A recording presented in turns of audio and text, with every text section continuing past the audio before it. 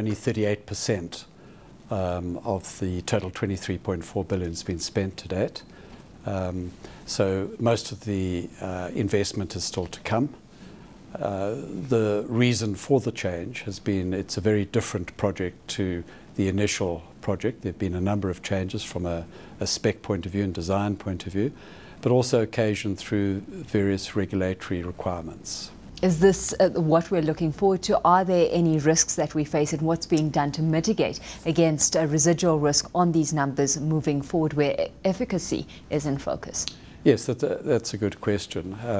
The engineering and design is at an advanced stage now. There'll be no more scope changes. A thorough and rigorous exercise has been done on the costing. It's been peer reviewed. And we are confident that 23.4 billion is the right number and a fair value number. We're very confident in the time schedule.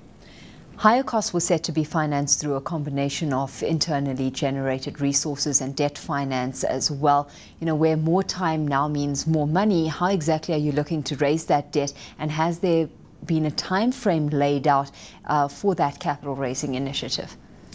Yes, well, we plan in 5-year cycles for our future capital investment, and that's aligned to our borrowing program. We've got a very widespread funding strategy in place, both domestically and internationally. And we always anticipate inflation and scope changes in our projects and make room for them.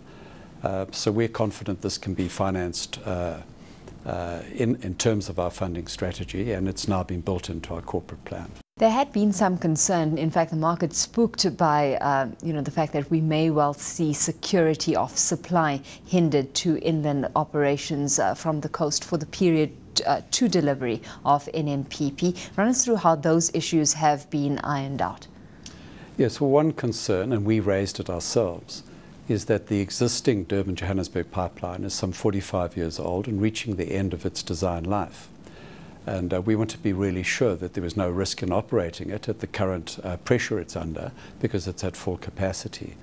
Fortunately, and good news for South Africa, is that we can continue to run that pipeline through this period at full capacity, and all our planning shows there'll be no problems on security of supply to the inland market. There's been a plan from Transnet side to take back market share from road back to rail. How do you see this construction helping achieve that, where tankers are currently in use, but cost efficiencies for companies and consumers front of mind?